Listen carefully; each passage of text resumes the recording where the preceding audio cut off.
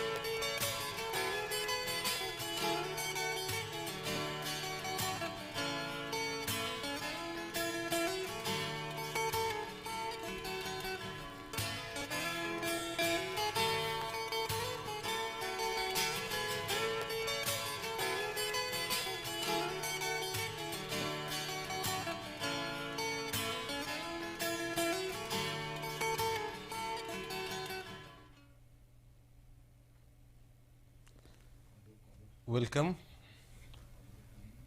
Module 1, Transportation Engineering and Road Development Process.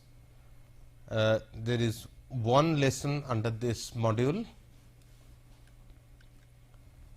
After completing this lesson, the student will be able to develop an understanding about transportation engineering as a subject. They will be able to define and understand the scope of transportation engineering.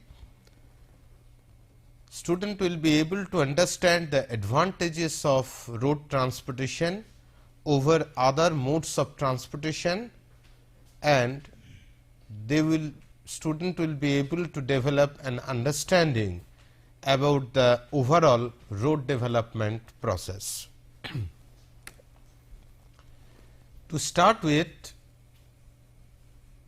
transportation engineering is defined by the Institute of Transportation Engineers, popularly known as IIT, as follows: application of technology and scientific principles to the planning, functional design, operation and management of facilities for any mode of transportation, in order to provide for the safe, rapid, comfortable, convenient, economical and environmentally compatible movement of people as well as goods. So, one way it covers planning, functional design, operation and management. It takes into consideration different modes of transportation, look at the aspects like safety, also the comfort, convenience and due consideration on environmental aspect, and it includes both movement of people and goods. So, here you can see that in this photograph it indicates that road transportation.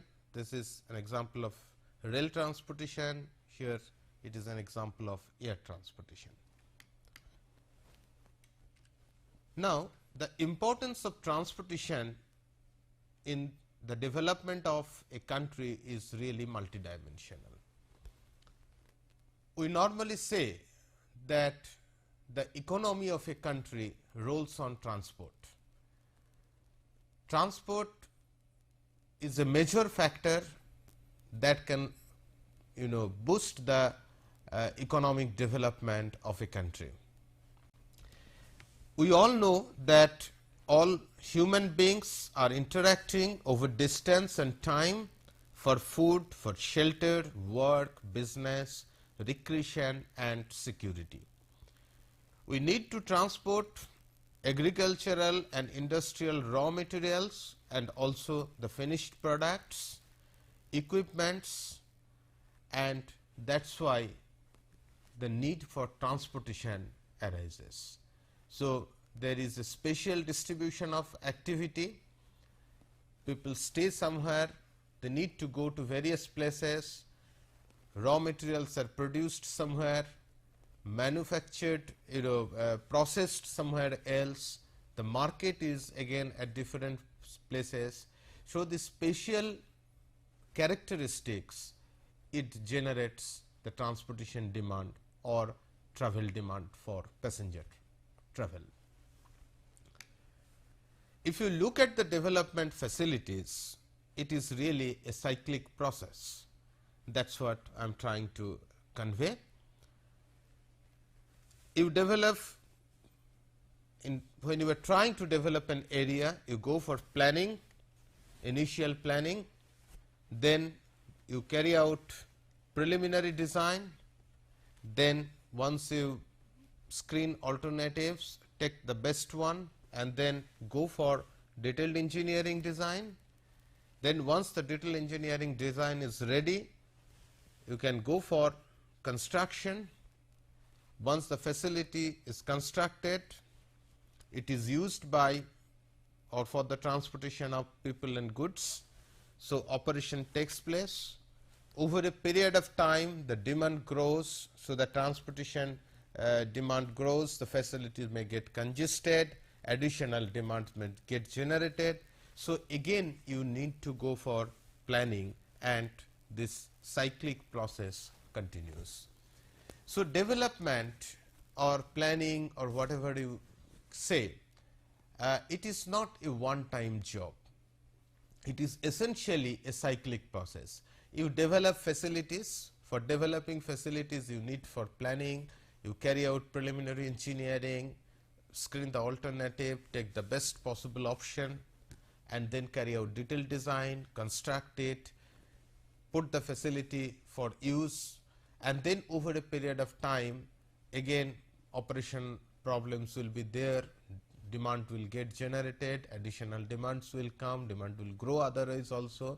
So, there will be additional demand for facilities. So, again you go for planning and accordingly you keep adding facilities which should be compatible with the growth. So, this is essentially a cyclic process. Now, let us look at different modes of transport. As I have already indicated, it is necessary to consider the movement of passengers as well as goods. People are required to move from one place to another place. Goods are also required to be transported from one place to another place. So, there are different modes of transport. Say for example, railways, a popular mode of transport. Under railways also you have surface railways, underground railways, elevated railways. Then you have road transportation or road based transportation. You also have air transportation, you have water transportation, we also have sometimes ropeways and also we use pipeline transportation. So, there are a wide variety of modes that can be used for transportation of persons or as well as transportation of goods. Now, obviously, in this course our focus is on road transportation sector. So, primarily we talk about road transportation sector, we discuss about various aspects around road transportation. So, although there are different modes of transport, our primary focus will be on road transportation. With that background, let us try to look at the road transportation sectors. Among all the modes of transportation, road transportation is the nearest to people for various reasons. Say because of low capital investment, these are all relative term because we are generally making a comparison. Of course, it varies a lot what type of road you are talking. If you are talking maybe high speed facilities, then maybe a very good quality road, it may be very expensive. So, it also depends on what type of roads you are talking, but this is a general comparison. Generally road or road transportation, we can consider them as low capital, comes under low capital investment. Road transportation offers flexible service They offer more freedom to users while traveling. You can stop, you can go. Okay. They have the ability to accommodate various types of vehicles at a time. It is the same road space that is shared by a number of vehicles. So, different vehicle types, they are sharing the same road space for movement.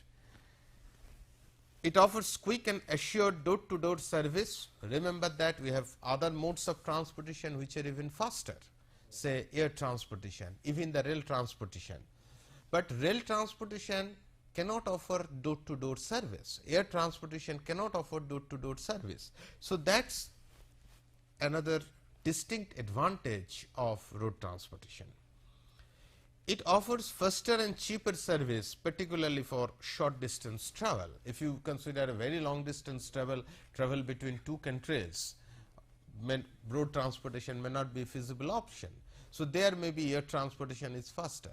Even you consider a big country like India, from one corner to another corner, it is a substantial distance. So, one may find that rail transportation is more suitable, but generally for short to medium range travel and door to door service that it provides, road transportation definitely has got distinct advantages.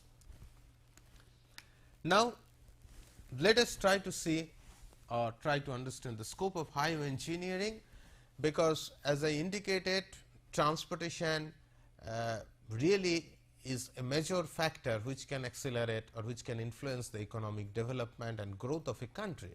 It has got a very big impact on developmental process.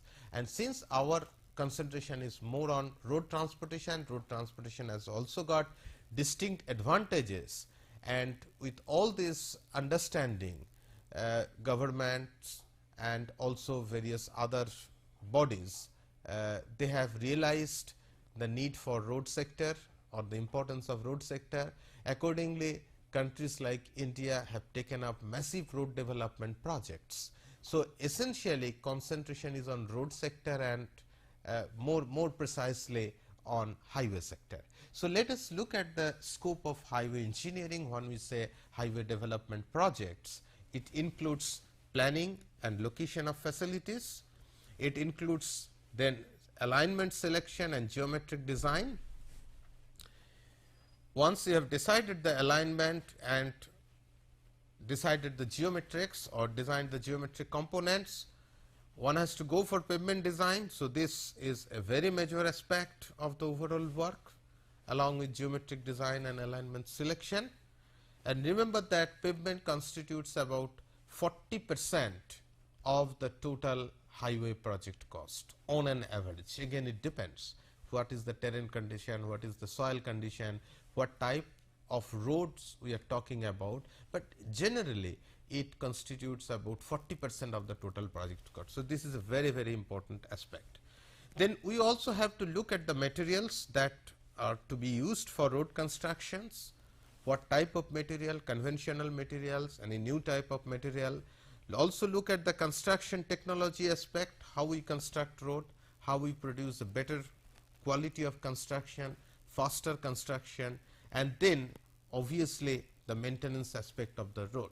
This is also very important, because whatever you construct over a period of time, you will require maintenance. So, what should be the maintenance strategy, what should be the process for maintenance, how we maintain roads, at what interval, what we do, all the aspects will come. Then once the facilities are developed, traffic operation and its control, this is again another aspect. We want to create facility, but at the same time we want our facility to operate at maximum efficiency.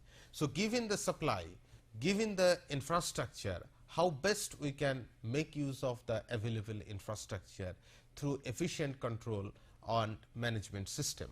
So, traffic operation and control has a very big role to play in the overall context. Then we have to look at the economics aspect, finance and administration, all are important. In terms of road development, we have to think where from the funding will come. So, the finance part of it is important, administration part of it is also important, and we have to give due emphasis on environmental and social impacts. We must not carry out road development projects at the cost of environment. So, certainly it will be called development when we can make safe and efficient movement, we can ensure safe and efficient movement without degradation to environmental quality. That means protecting the environmental aspects. That is what is very important. Now, as I have already mentioned, India and many other countries, they have taken the road development projects in a massive way. So much emphasis is there now on road development projects, so many ambitious road development projects have been formulated. Particularly, I am referring to the projects which are taken up in the recent time for making a better quality highways, national highways, and also state road projects are taken up to improve the state highways, national highways, state highways. Of course, we have you have not learned the functional classification, but generally I am referring to highways means where traffic use the facility particularly for long distance travel. So, in the context of road development, in the modern era road development, how the road development is really done. So, we need to understand the overall process of road development, and that is a major emphasis of this today's lecture or lesson is on developing an understanding about the overall road development process, particularly highways. See, if we see major road development projects, it involves various steps involving client, consultant, as well as contractor. Many of you are familiar with this term, what we mean by client.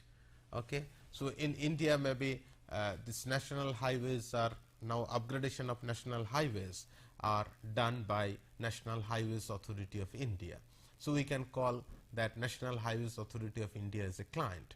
So, they ask for technical help from consultants, a number of engineering consultancy firms they are working, and they provide or help the client by making the design, making the project report and all other supporting documents and detailed engineering aspect. Then once all those things are done, contractor is also important, they are also involved because they actually execute the construction part of the projects. So, it involves a number of steps and also it involves client, consultant and the contractor. I will describe the overall road development process in 3 broad steps. There will be essentially 3 broad steps through which I will try to explain it. Let us look at step 1. It includes basically preparation of various reports, including establishing the prioritization, what is important, because certainly you have maybe several thousand kilometers of roads which need upgradation. You cannot take up 10,000 kilometers of roads in 1 year due to fiscal constraints, due to physical constraints, due to manpower constraints and all other supporting logistic constraints. So, you need to prioritize the road. So, you prioritize it, one needs to carry out economic and financial viability, check it, check the economic and financial viability, environmental and social impact assessment, then after preliminary screening and PPR, go for detail engineering, need to carry out the cost estimation and then preparation of international bid document, what is commonly known as ICB document. Okay. So, up to the preparation of document, that we can consider as step 1. That means, by the end of step 1, everything has been decided which road to be taken up, what all other options have been studied, we have selected the best one, okay. We have judged the economic viability of the project, we have ensured the environmental protection part of it, related to road development. Every element, for every element the detailed design is ready, drawings are ready, the report is ready, and it is now ready for construction. We can go for construction. So, step 2, once this bid document is ready, normally a contractor is procured or appointed to carry out the execution of the project. So, now the execution part come. Whatever we have described in step 1, so all the detail engineering, drawing, everything is known, what exactly, how it is to be constructed. So, the contractor will carry out the execution part of the project in terms of construction, and also at this stage for bigger projects a supervision consultant is appointed, basically to supervise contractor's job and site, to provide additional technical support, help and cooperation to contractor. Maybe some changes might have occurred in the area, some changes may be necessary in the design. So, contractor also gets the support from the supervision consultant. So, minor changes in the design, in the drawing may be necessary at this stage. Now, step 3, in case of BOT or maybe annuity projects, with modern era road development, the concept of BOT projects are also gaining popularity. What we normally say as toll roads, there are many structures of BOT, but BOT normally we refer to as build, operate and transfer. So, private operators, private investors are encouraged to invest in road sector through this mechanism. So, for this kind of BOT or annuity projects, another consultant sometimes are appointed, they are known as independent consultant. So, they basically supervise the entire work of study, including the design, carrying out the economic and financial viability, deciding the final terms for BOT, annuity, etc. So, our focus again, although we have described 3 steps, our focus will be primarily on step 1. So, now let us look at step 1, particularly the sequence of activities in details. It starts with notice inviting expression of interest. We will describe each of the steps. Then a number of consultants, they express their interest for the project, try to show their capability for the project.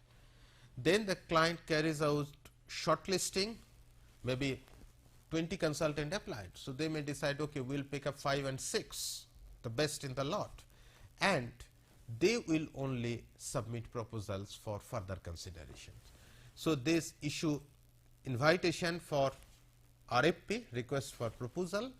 Based on RFP, consultants or selected consultants, they submit proposals, then proposals are evaluated and the best one is selected. Then the client goes for negotiation and then finally the contract is awarded. Once the contract is awarded to the consultant, the first thing consultant normally does, he submits the quality assurance plan, QAP, then prepare the inception report and submits it, then carry out the feasibility study and submit the feasibility report, then submit the PPR, preliminary project report, then carry out the DPR, detail engineering, and submit the detailed project report, and finally prepare the ICB document. That is a typical flow activity.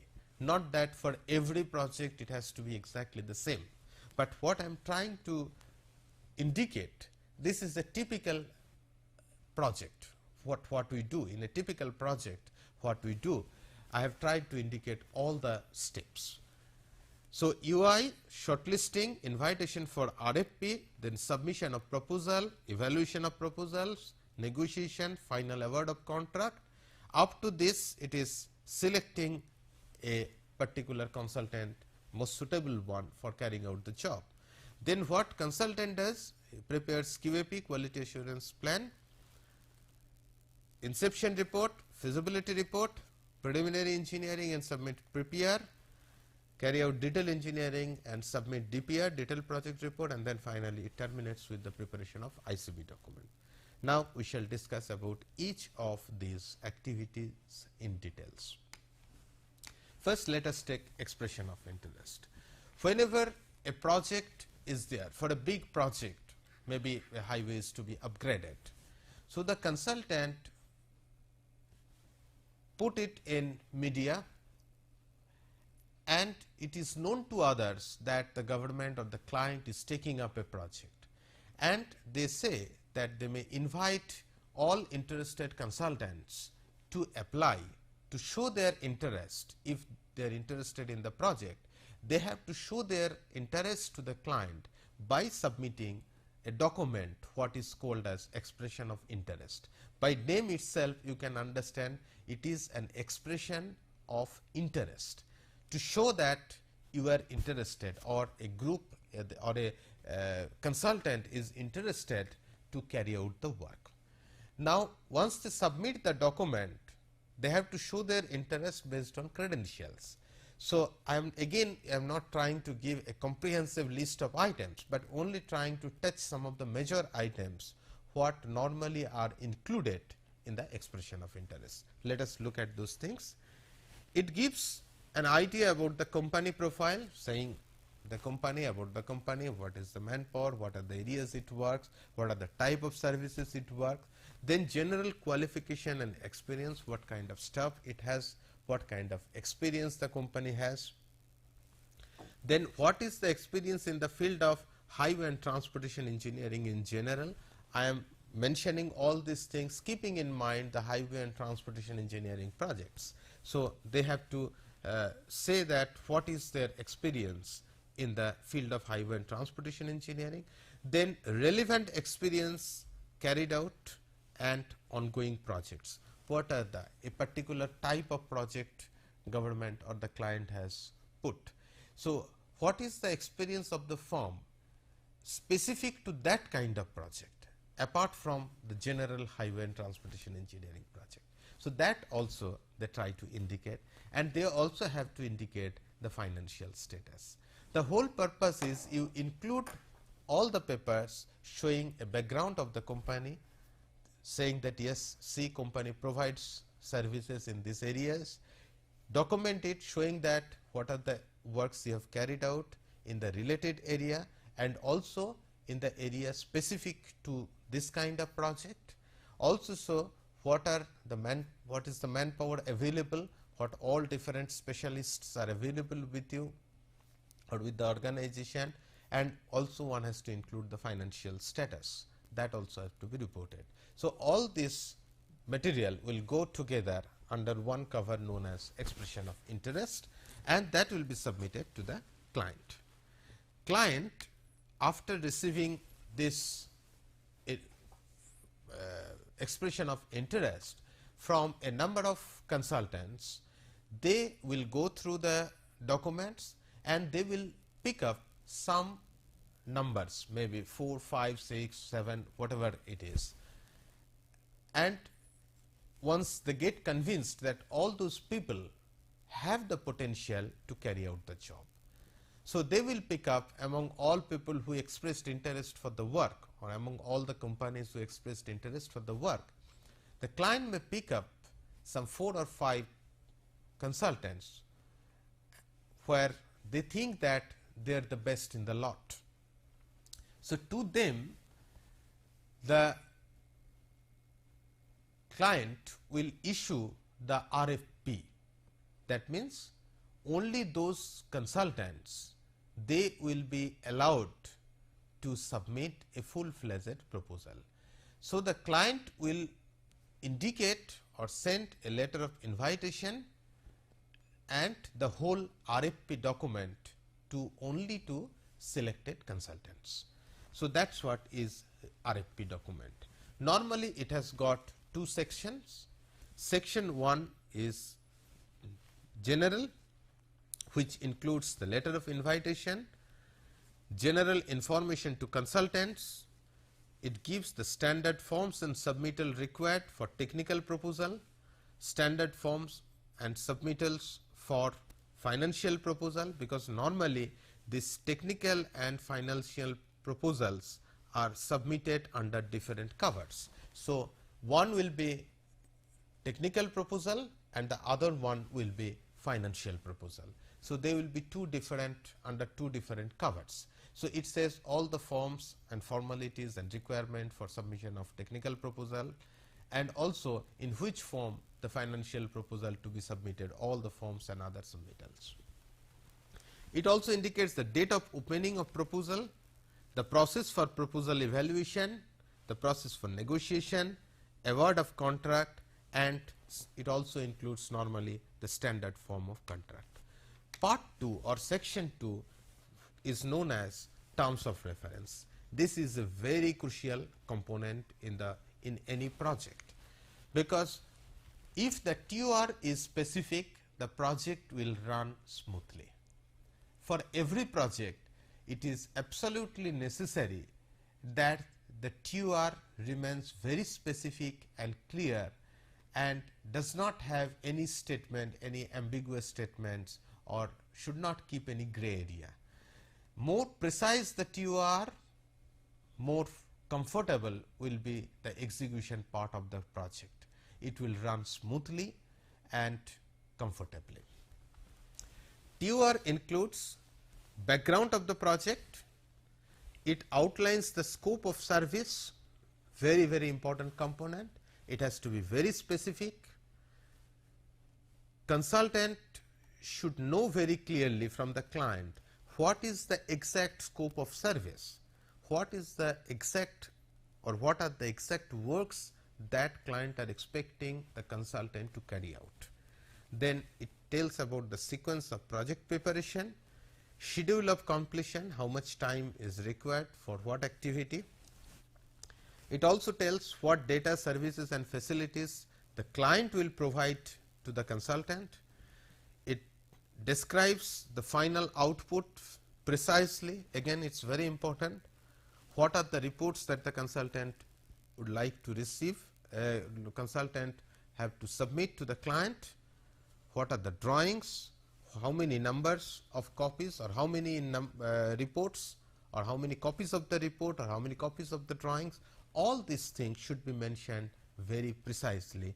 If really a TOR is good, all this information should be given with clarity without any ambiguity.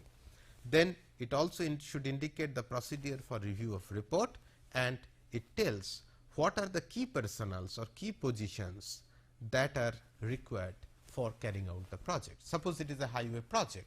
So, in most of the cases TOR itself will say what are the key personals required for the project. That means, what are the key positions and key staff requirement. Obviously, there will be other junior support staff who will also get involved in the project, but they will clearly identify, they would clearly like to see and mention the key positions. Now, let us look at the key positions for a typical highway project. Again, let me mention it clearly, this is a typical key composition of key staff composition.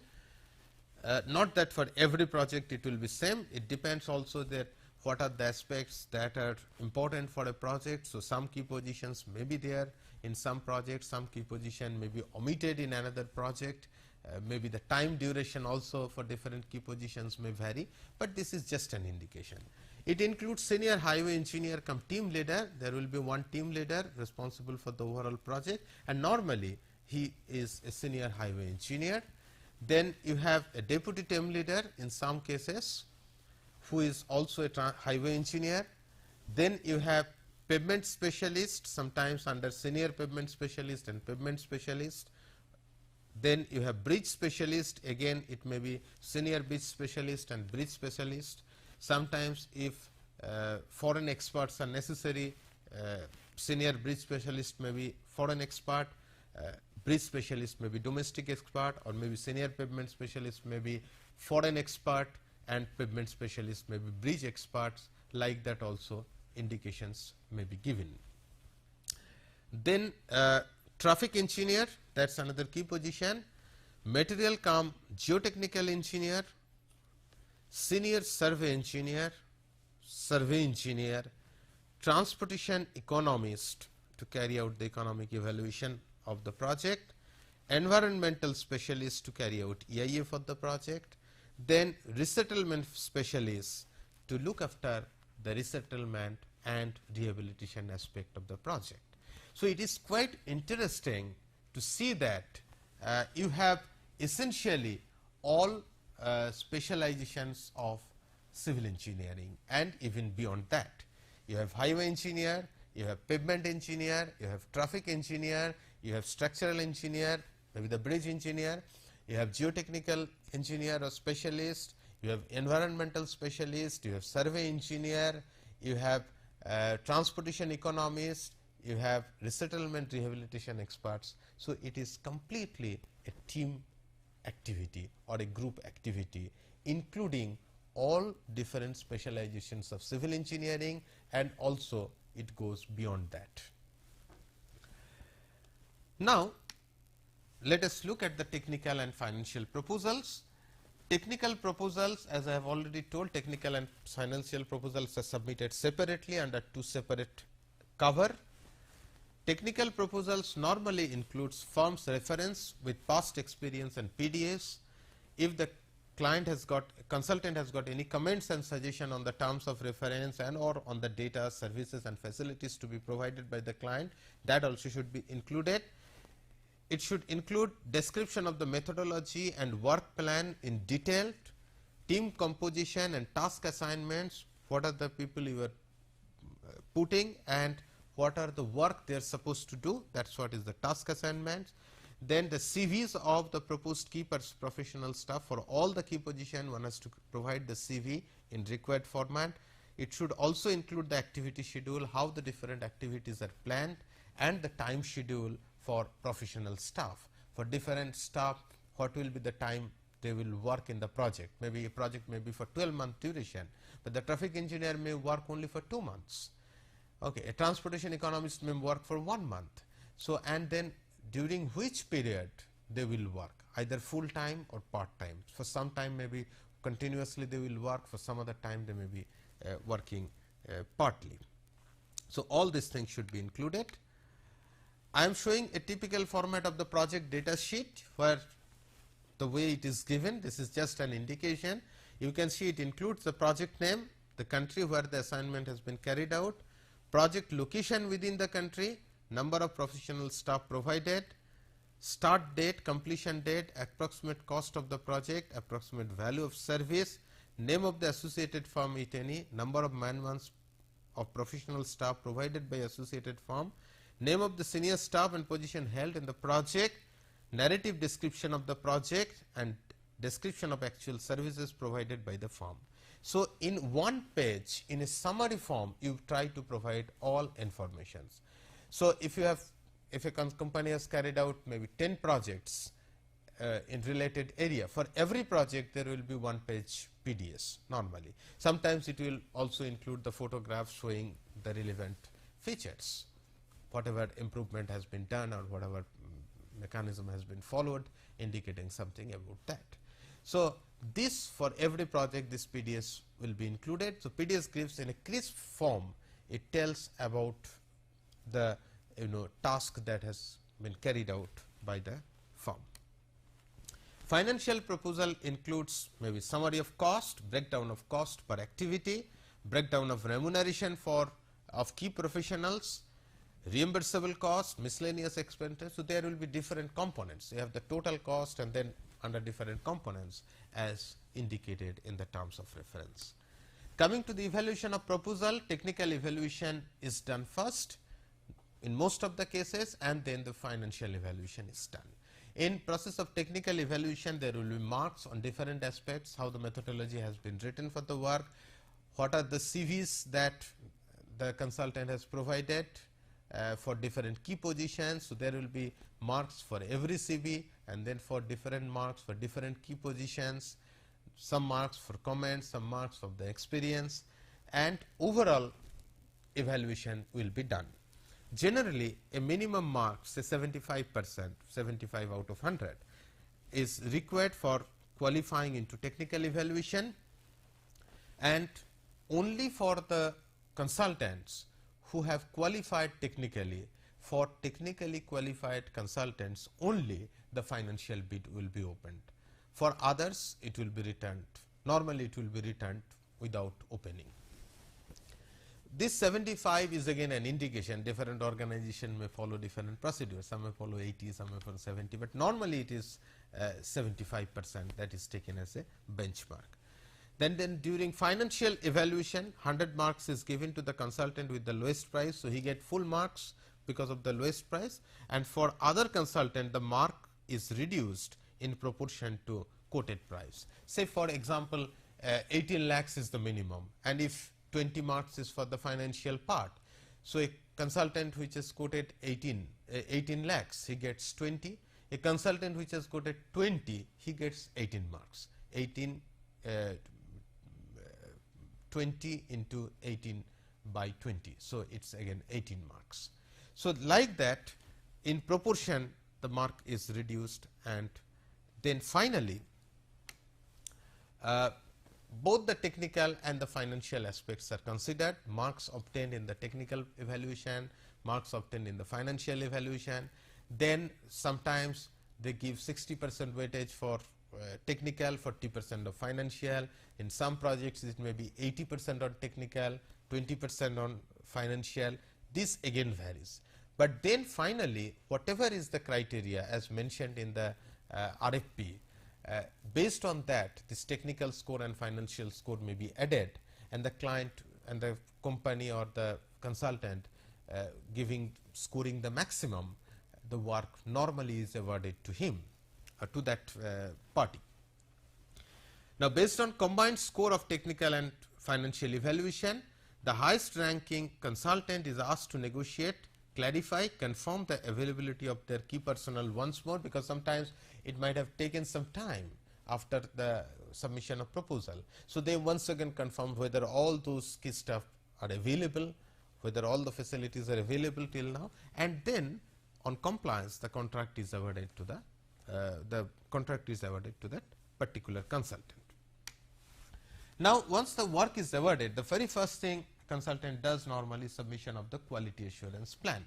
Now, quality assurance plan is the consultant's commitment of producing a quality DPR. The consultant will produce the report, and this is an assurance that is a commitment that they will produce a quality DPR.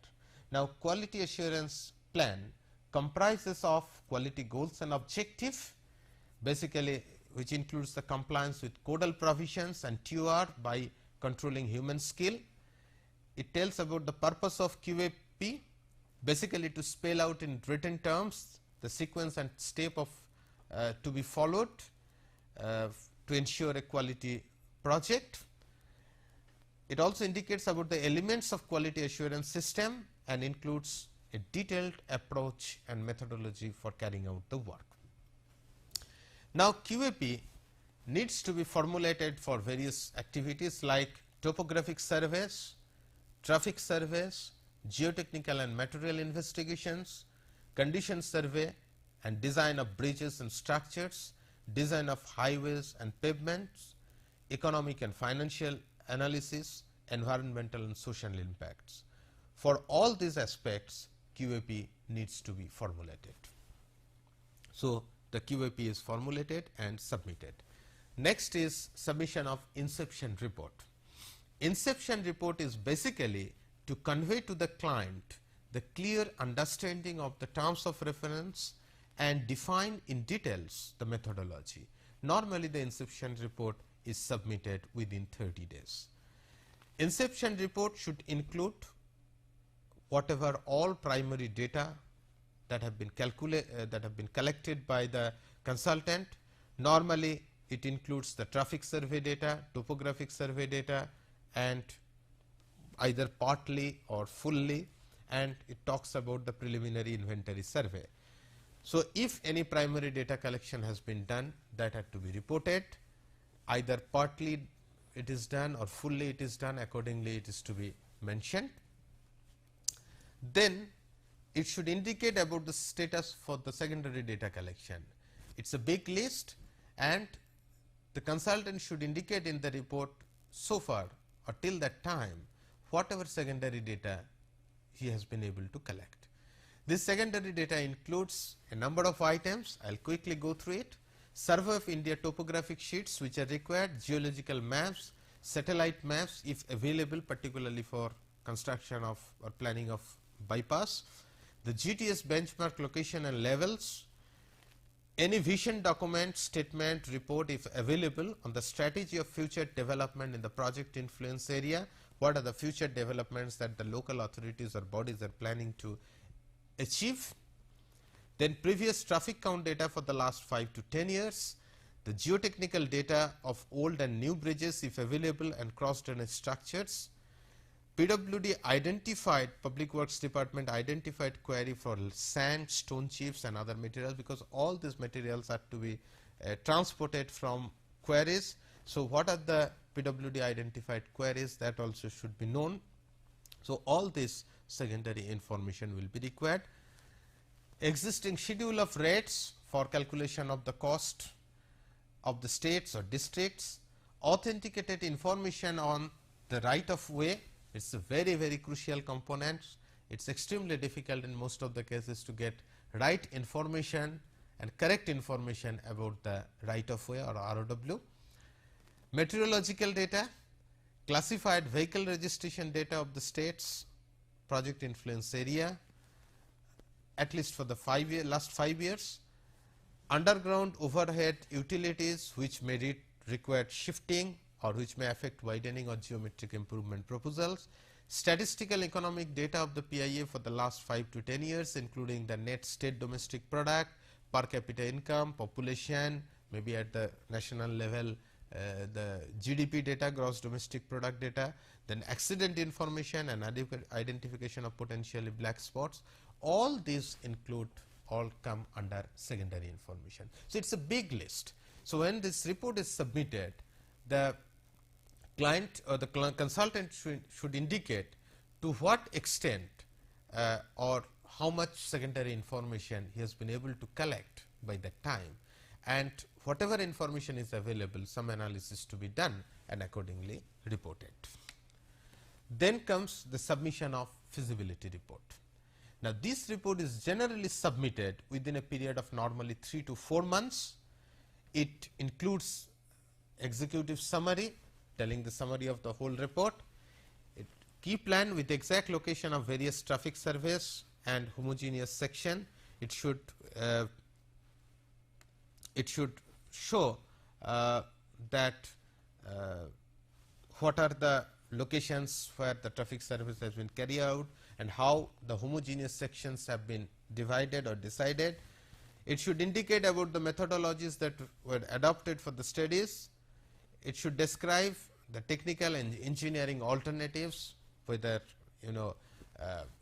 a kind of maybe 2 different technical options are there, and it should indicate, it should compare also. It should talk about the requirements of service road and toll plaza and other facilities, report about the traffic surveys and analysis, also include preliminary inspection reports on bridges and other structures like road over bridges, road under bridges, ROB, ROB, etc.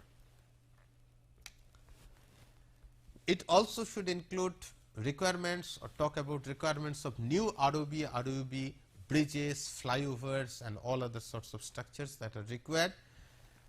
Give a detailed project description. It should include a preliminary environmental analysis and screening, preliminary social impact screening, include the strip plan showing details of utilities that may require shifting or relocation, include about the pavement study and identification of sections for carrying out required tests related to design of pavements and investigation on subgrade and other properties. It should include a ballpark cost estimate, not a detailed cost, but some block cost estimate. It should also report preliminary economic analysis that has been carried out based on block cost and whatever information and analysis are done till that time. Based on all those, whatever is the preliminary economic evaluation, that is available, and then indicative design standards and specification, and then finally conclusions and recommendations. All these aspects are to be covered. Then comes the submission of preliminary project report PPR. Structure wise, it is more or less similar to whatever I have mentioned in the feasibility study report. Again, executive summary, conclusions, introduction, methodology, description of the project stage with location map, highway design, traffic survey, topographic survey, pavement design, drainage and hydrology survey, geotechnical and material investigation, bridges, culverts, environmental impact assessment, project cost estimate and economic evaluation. So, item wise, if you see this feasibility study and PPR, item wise they are not different, they are generally same items are there. So, because the items are same, it is necessary for us to understand what is the difference between feasibility and PPR, because once I have showed that these are the things to be included in feasibility report, and then once I show about the PPR, more or less the same items are shown. So, it is necessary to clarify or to understand clearly what is the difference between the feasibility report and the PPR report. Basically, the basic difference lies in the allocation of time frame and details of work. Items remain same. Maybe you are reporting traffic survey, but at feasibility stage may not be, it may not be completed. Topographic survey, it may not be over by that time. Pavement related investigations, whatever is required even for carrying out the PPR, they are not over. So, whatever is the status, some places some investigations have been completed, some are yet to be completed. Whatever is the status, based on this status, what is the overall summary or overall findings that we try to present. In the feasibility stage, based on optimum alignment and various technical improvements of the project stage, after considering relevant environmental and social impact, cost effectiveness and economic viability are worked out. The PPR report aims at providing a selected workable proposal with more details to arrive at a realistic cost assessment. Obviously, more data is available, more investigation reports are available. So, we can have a better cost estimate, better assessment, better economic evaluation report. The proposal is studied for any discrepancy or bottleneck that one may face during preparation of DPR. So, essentially items remain same, the difference is in the allocated time frame and details of work. Then comes the DPR and ICB document, detailed project report. This includes detailed designs and drawings, preparation of detailed cost estimate based on detailed engineering. Already we have detailed engineering available with us. So, accordingly one can calculate the detailed cost, preparation of bid document, etc. as per the approved PPR and RAP, complying with all directions given by the clients while approving the PPR and RAP.